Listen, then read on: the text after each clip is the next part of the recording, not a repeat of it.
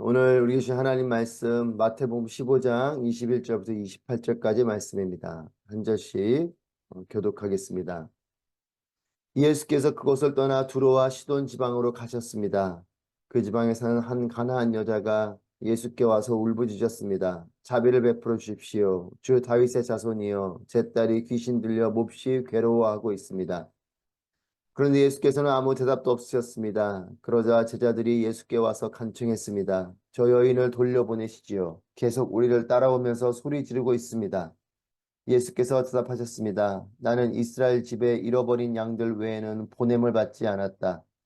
그 여인이 예수 앞에 나와 무릎을 꿇고 말했습니다. 주여 나를 도와주십시오. 예수께서 대답하셨습니다. 자녀들의 빵을 가져다 개들에게 던져주는 것은 옳지 않다. 그 여인이 말했습니다. 그렇습니다. 주여, 하지만 개들도 주인의 상에서 떨어지는 부스러기는 먹습니다. 그제야 예수께서는 여인아, 내 믿음이 크구나. 내 소원대로 될 것이다 라고 대답하셨습니다. 그리고 바로 그때 그 여인의 딸이 나았습니다. 아멘. 이 말씀을 가지고 부스러기라도 충분합니다 라는 제목으로 이재용 목사님 말씀 전해주시겠습니다.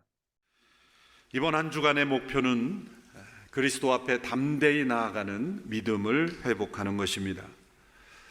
이 담대한 믿음은 내가 나아가 은혜를 구하는 그 분이 어떤 분인지를 확신할 때 얻어지는 것입니다. 히브리서 4장 14절에서 16절의 말씀을 우리 한 목소리로 함께 읽어보겠습니다. 이와 같이 우리에게 하늘로 올라가신 위대한 대제사장 곧 하나님의 아들 예수가 계시니 우리가 고백한 신앙을 굳게 지킵시다. 이는 우리에게 계신 대제사장은 우리의 연약함을 동정하지 못하시는 분이 아니며 또한 모든 면에서 우리와 동일하게 시험을 당하셨으나 죄가 없으신 분이기 때문입니다. 그러므로 자비하심을 얻고 필요할 때 도우시는 은혜를 얻기 위해 은혜의 보좌 앞으로 담대히 나아갑시다. 16절 다시 한번 읽겠습니다. 시작. 그러므로 자비하심을 얻고 필요할 때 도우시는 은혜를 얻기 위해 은혜의 보좌 앞으로 담대히 나아갑시다. 우리는 은혜의 보좌 앞으로 담대히 나아갈 수 있는 길이 허락된 사람들입니다. 우리가 은혜의 보좌 앞에 담대하지 못한 이유는 무엇일까요? 그 문제를 해결해야 되는 것입니다. 은혜의 보좌 앞에 왜 담대히 나가지 못할 것입니까? 그 은혜의 보좌에 계신 분이 어떤 분인지를 알지 못하기 때문이며 내가 그 은혜의 보좌 앞에 나갈 때 어떠한 마음으로 나가야 할지를 알지 못하기 때문입니다.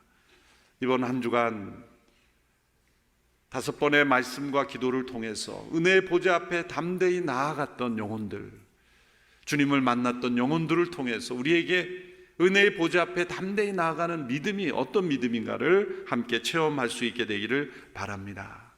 예수님께서 아버지 하나님을 부르실 때 아바 아버지라 부르셨던 그 호칭 속에는 담대한 믿음이 포함되어 있고 우리에게 가르쳐 주신 겁니다. 어린 자녀들이 부모님에게 필요할 때 아빠 엄마 담대히 구하듯이 그런 담대함, 우리의 필요를 따라 아버지 앞에 나아가 담대히 구하는 믿음, 이번 한 주간 회복되기를 바랍니다. 오늘 본문의 말씀에 한 가나안 여인의 믿음에서 그 담대한 믿음을 배울 수가 있습니다. 28절에 보면 예수님께서 이 여인의 믿음을 칭찬하십니다. 여인아, 내 믿음이 크구나. 내 소원대로 될 것이다. 내 믿음이 크구나. 마태복음에서 예수님께서 믿음을 칭찬하신 사람은 두 사람입니다. 이 가나안 여인과 또 백부장이라는 사람입니다. 이 가나안 여인의 믿음을 왜 칭찬하셨을까? 우리는 그것을 배워야 합니다. 그리고 그 여인의 믿음대로 그 소원을 이루어 주시는 그 응답이 우리의 응답이 되기를 바랍니다. 이 여인은 두로와 시돈 지방의 여인입니다. 21절에 보면 예수께서 그곳을 떠나 두로와 시돈 지방으로 가셨다고 했습니다. 그 앞에 본문의 내용은 믿지 않는 유대인들, 예수님을 핍박하고 오해하고 받아들이지 않는 그 유대인들을 잠시 피해 예수님께서 두로와 시돈 지방으로 가셨을 때 딸이 흉악한 귀신 들려 고통받고 있는 한 여인을 만나게 됩니다. 그 당시에 두로와 시돈 지방에는 우상으로 가득했던 이 가나안 족속의 뿌리 깊은 도시로서 하나님을 경외하는 이들이 찾아보기 어려운 도시였습니다. 악한 무리들도 있었습니다. 그러한 상황 속에서 예수님께 칭찬받는 믿음의 여인이 나왔다는 것은 스펄전 목사님이 말씀하시기를 메마른 광야에서 백향목이 자라나는 것과 같은 기적의 역사이다 라고 표현할 수 있습니다. 우리의 삶의 형편 속에 정말 믿음으로 살아가기 어려운 상황일지라도 그리스도께 나아가는 이 은혜를 깨닫는 사람은 바로 이러한 기적의 역사를 체험할 수 있다는 것을 우리에게 보여줍니다. 이 여인이 예수님께 나와 말합니다. 주 다윗의 자손이여. 여인은 누군가로부터 예수님에 관한 정보를 들었을 것이 분명합니다. 딸이 귀신 들렸기에 아픈 딸을 위해서라면 고칠 수 있는 길을 이 어머니는 찾았을 것이고, 들려온 소식은 유대 지방에 귀신을 내어 쫓는 분이 계시다는 것을 들었을 것이고, 그분이 바로 주 다윗의 자손이라는 것을 들었을 것이며, 그분에 대한 믿음을 가지고 예수님께 나온 것입니다.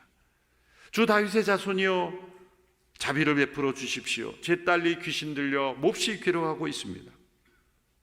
이러한 요청에 대하여 예수님이 첫 번째 반응하신 것은 아무 대답도 없으셨습니다. 23절에 그런데 예수께서는 아무 대답도 없으셨습니다. 우리가 평소 아는 예수님의 모습과는 좀 다른 모습입니다. 예수님은 길을 가다가 만난 사람도 자상하게 대해 주시고, 예수님의 지금 일정이 방해가 받는다고 생각하지 아니하시고 고쳐주시는 예수님이십니다. 38년 된 베데스다 연못가에 누워있던 사람은 자신이 낫기를 원해서 그 자리에 있는 곳조차 잃어버리고 그곳에 있는 사람에게는 내가 낫고자 하느냐? 예수님이 먼저 물어보는 거예요. 당연히 낫고자 있었죠. 그런데 이 사람은 38년이나 병이 있어서 이제는 낫고자 하는 소망조차도 잃어버린 사람, 그 사람에게는 내가 낫고자 했던 것 아니냐? 그렇게 확인시켜 주신 예수님이 아니십니까? 배고픈 자를 먹이시고 병든 자를 고치시는 그 예수님, 그 지붕을 뚫고 그 친구를, 병자를 내린 이들을 책망하지 않으시고 고쳐주신 그런 예수님이신데, 이렇게 딸이 귀신 들려 고통스러워하고 있다고 하는 이 요청에 대하여 아무 대답도 하지 않으시는 이 침묵은 무슨 의미일까요? 때로 이 침묵은 거절이요 냉정함입니다. 여인은 계속해서 소리를 지르고 요청합니다. 제자들이 예수님, 여인을 어떻게 좀 해야 되겠습니다. 계속 우리를 따라오면서 소리를 지르고 있습니다. 말합니다. 두 번째 예수님의 대답은 거절이었습니다. 24절의 말씀을 보면 나는 이스라엘 집에 잃어버린 양들 외에는 보냄을 받지 않았다. 예수님은 인종을 차별하신 걸까요? 아닙니다. 차별하셨다면 들어오시던 지방에 가지 않으셨겠죠. 예수님은 사역의 일반 순서를 말씀하시는 거죠. 먼저는 유대인에게, 그 다음에 이방인에게로 복음이 전해지는 그 순서를 말씀하셨지만, 그러나 거절은 거절인 것입니다. 이 여인이 이 말씀을 들었을 때 얼마나 마음이 상심됐겠습니까? 그런데 이 거절의 말씀을 들었지만 25절에 보면 여인의 태도는 바뀝니다. 뒤에서 소리 지르다가 이제 25절에 보면 예수님 앞에 나와 무릎을 꿇습니다. 그리고 다시 외칩니다. 주여 나를 도와주십시오. 예수님의 세 번째 대답이 주어집니다. 26절이죠. 더 놀라운 대답입니다. 자녀들의 빵을 가져다 개들에게 던져주는 것은 옳지 않다. 세 번째 예수님의 대답도 거절입니다.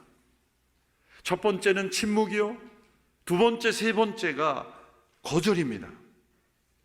예수님 왜 이러시는 걸까요? 우리가 평상시에 하는 다른 복음서에 나타난 예수님의 모습과는 전혀 다른 모습입니다. 그러므로 이 예수님의 지금 태도는 시험인 것입니다.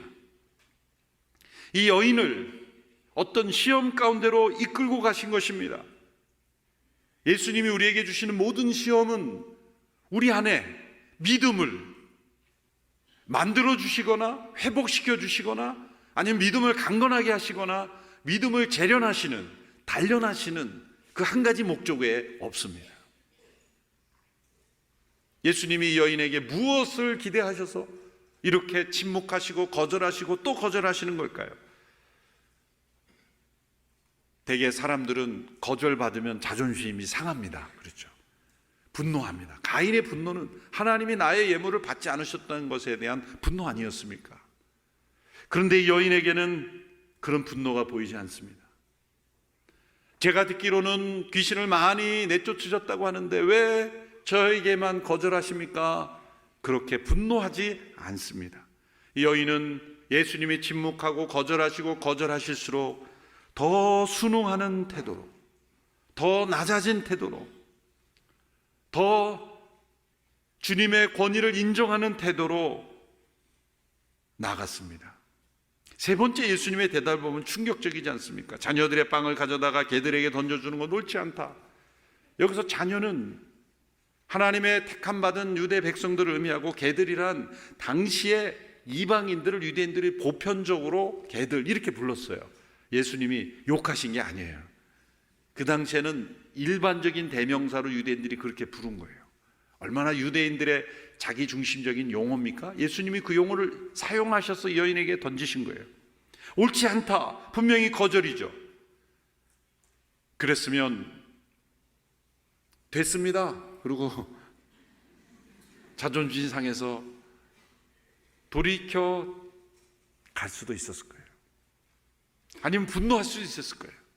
근데 여인의 대답은 놀랍게도 지혜롭고 또한 예수님의 마음을 움직이는, 예수님이 기대하셨던, 예수님이 원하셨던 그 믿음에 이르는 그 큰 믿음을 보여준 겁니다.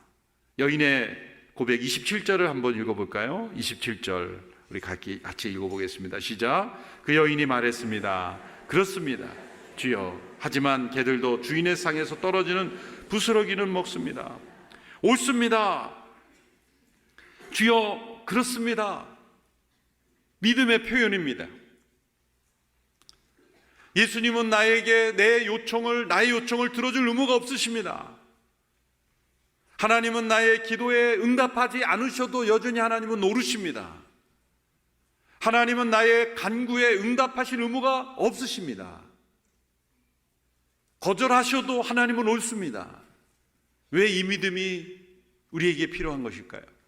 은혜라고 할 때 그 은혜는 두 가지 조건이 충족되어야 됩니다. 첫째는 베풀어줄 의무가 없는 분이 받을 자격이 없는 자에게 주어져야 은혜가 되는 거예요. 마땅히 주어야 될 것을 주는 것은 은혜가 아니죠. 의무죠. 받을 자격이 있는 자가 받는 것은 또 은혜가 아닌 거예요. 베풀 의무가 없는 분이 받을 자격이 없는 자에게 주는 것이 은혜인데 우리는 하나님의 은혜를 당연한 것으로 여깁니다. 예수님이 십자가에서 당연히 죽으셔야 하는 것으로 생각합니다. 당연히 나를 위해 죽으셔야 되는 것으로 그렇지 않습니다. 우리는 하나님의 진노 아래 하나님이 우리에게 어떠한 것도 베풀지 아니하시고 심판하셔도 하나님은 오르신 하나님이세요. 하나님은 우리의 모든 요청에도 하나도 응답하지 않으셔도 하나님은 오르신 하나님이십니다. 하나님이 어떤 결정을 내리셔도 하나님은 오르십니다. 그렇습니다, 주님. 이것이 믿음의 출발인 거예요. 그러나 그러한 믿음 속에서 이러한 요청을 하죠. 개들도 주인의 상에 떨어지는 부스러기는 먹습니다. 저는 선택받은 백성은 아닐지 모르지만 저는 피조물을 이기는 합니다. 개라는 말을 이용해서 피조물 아닙니까? 피조물에게 베풀어지는 은혜만 주어져도 저는 족합니다. 부스러기만 있어도 저는 충분합니다. 이 고백은 주님의 능력을 한없이 높이고 주님의 위대하심을 한없이 높이고 자신을 한없이 낮추는 그런 겸손의 태도인 것입니다. 여러분이 믿음이 담대한 믿음입니다. 담대한 믿음은 자신만만이 아닙니다. 자기 부인입니다. 담대한 믿음은 하나님이 침묵하시고 거절하실 때 공격적이 되는 게 아닙니다. 분노하며 어쩌면 이러실 수 있습니까? 그게 담대함이 아닙니다. 담대함은 하나님은 어떤 결정을 내리셔도 하나님은 오르십니다. 하나님은 선하십니다. 하나님의 뜻이 분명히 있으십니다. 그렇지만 저에게 부스러기, 그것이라도 저에게는 충분합니다라고 한없이 자신을 낮추는 겸손한 믿음, 그것이 담대한 믿음입니다. 물론 여인은 끈질겼습니다.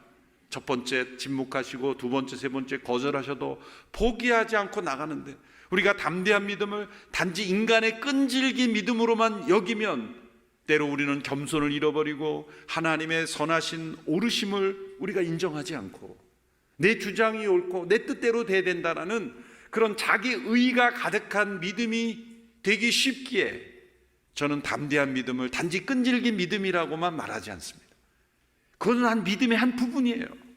하나님의 높으심을 높여드리고 자신의 낮음을 인정하며 겸손하게 나갈 때는 끈질긴 믿음이 따라오게 되어 있는 거예요. 끈질김이 가장 앞서게 되면 자기 의가 빠지는 거예요. 그리고 하나님 앞에 실망하고 절망하고 하나님께 분노하는 거예요.